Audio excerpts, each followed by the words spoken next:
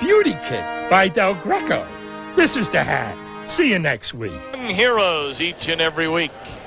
Terry Kane, our spotter, Dick Bossing, our statistician, right here, standing next to both of us every Sunday. I know they keep me going in the right direction. I'd have no shot without him. Here we go, 3rd and 6. 5:53 to play. Philadelphia, a 27-20 lead, and the ball at the Cincinnati 19. Blitz coming. Hebron slipped one tackle, lunged ahead, lucky to get back to the line of scrimmage. It'll be 4th down. Bracy Walker able to trip him up, and then Darrell Williams cleaned it off. Want to remind you, coming up at the end of the game, Anthony and I will select the Miller Lite Player of the Game, although we really, truly have not had a vote on the winner all season long. Well, at least it sounds good. Right. I mean, it sounds like we're involved in the voting process. As we know, the Reverend Roy Hamilton in the truck. Eddie Murray. And he nails it through from 36 yards away.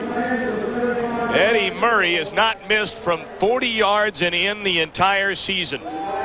He has had a remarkable career and now gives his team a 10-point lead. And as you pointed out, Anthony, Cincinnati now needs 2 scores rather than 1. Well, and they have the type of offense that can do that. I mean, they have 5 minutes and 13 seconds left, but Jeff Blake has shown the games that he's played that they can hit in a hurry with Pickens and Darnay Scott. Of course, last week Eddie Murray had a chance with 2 seconds left to tie the game against the Giants and send it into overtime, but it was a long one and it sailed wide. Well, he had plenty of distance, but as you see right there, just missing going in between those big yellow uprights, and they did not come away with the win. And he's had a tremendous career. I mean, he comes into this game with 1,347 points, 10th on the all-time NFL scoring list. And as we've mentioned, 15 years out of Tulane. The amazing thing about it is, you know, last year when I went down to Tampa Bay and I attempted to play, Eddie Murray was down there, got beat out by a rookie kicker, and he went to Dallas, ended up getting a championship ring with the Cowboys, and then signed a free agent contract with the Philadelphia Eagles for this season. And he'll be somewhere again next season. The way he's been kicking, better bet on that. Waiting back, Adrian Hardy along with Jeff Hill as Jeff Wilkins is set to kick it off.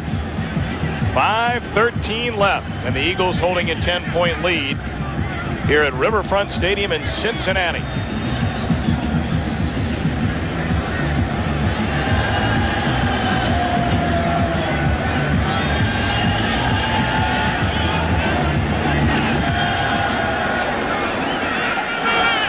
Hill from a 10. Crosses the 30 and brings it out to the 35 before being tripped up by Mark Woodard. And Hill slow to get up.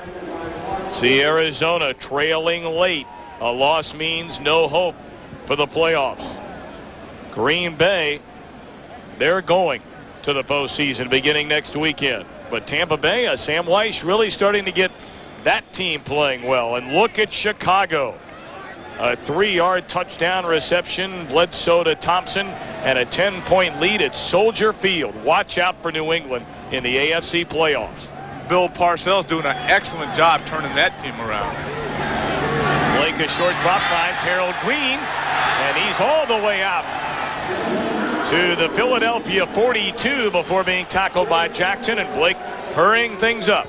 I tell you, there's a young man there that's had an excellent game today, and that's Harold Green, not only running the football, but catching the football out of the backfield. 23-yard reception, and again they dump it off to Green.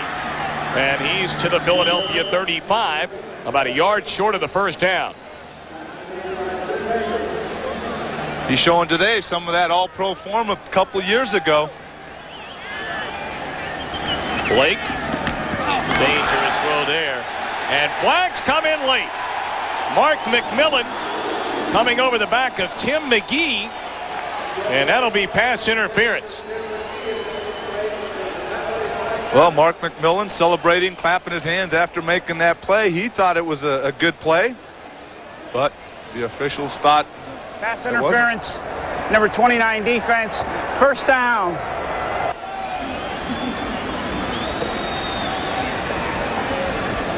Well, as we watch the end of it right here, hard to see Mark McMillan coming over the back of Tim McGee, but the officials thought it was an interference and threw the penalty flag. Clock at 4:20. The ball at the Philadelphia 25.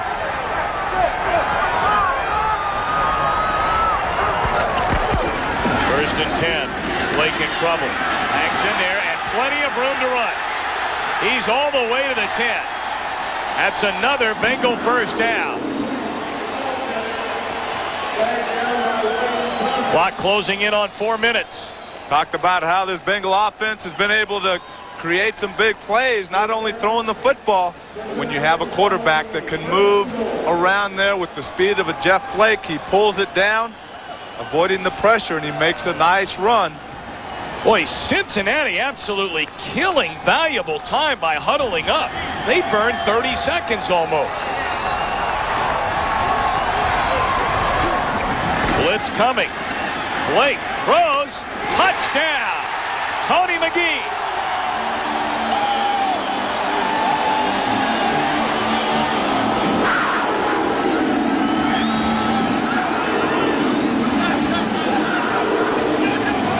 Well, Jeff Blake showing some poise there. The play before that felt the pressure, pulled it down, made a nice run. Right there, holding the ball, not making a mistake until he saw Tony McGee hits him for the touchdown. You see the offensive line. You see Byron Thomas right there getting some pressure.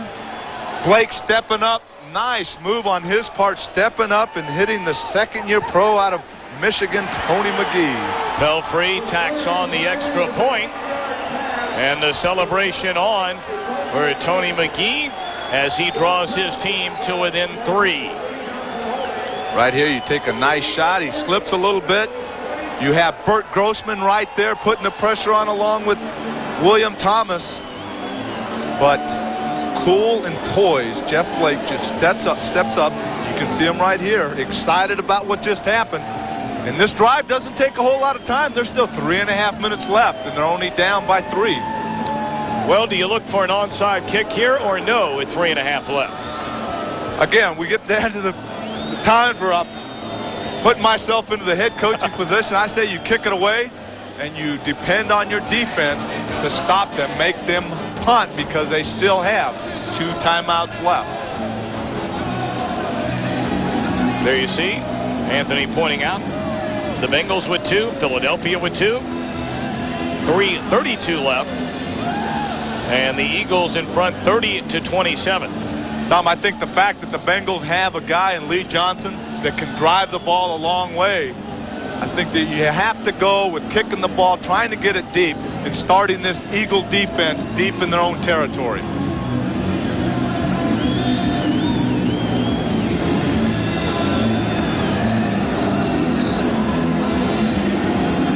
Well, both these teams will be home for the holidays beginning tomorrow, and well, the work will certainly start immediately looking ahead to 1995. Otis Smith, number 30. Jeff Seidner, who had the big fumble in the 4th quarter last week against the Giants, now back waiting. Johnson, a 2-hopper. Otis Smith run out of bounds at the 22. That's where Philadelphia will put it in play. I want to remind you, next Sunday, the NFC playoff race begins here on Fox. Join Terry, Howie, Jimmy, and JB for a special edition of the #1 pregame show in America, followed by an exciting NFC wildcard matchup. Check local listings for game time in your area here on Fox Sports. Steve Tovar talking up that Cincinnati defense. 3:23 left, and it's a 3-point Eagles lead. Well, whenever you need a big play, it's time to get it now. There's only 3.5 minutes left, just under that. Time for this Bengal defense to create a play here. And Brewster coming out throwing. He maybe got a yard on the completion to Hebron, but the clock continues to run. And the Bengals will spend a timeout. You're a little surprised they wouldn't be running the ball here? Well, the way they hammered the ball last time they had it, it does surprise me because they controlled the line of scrimmage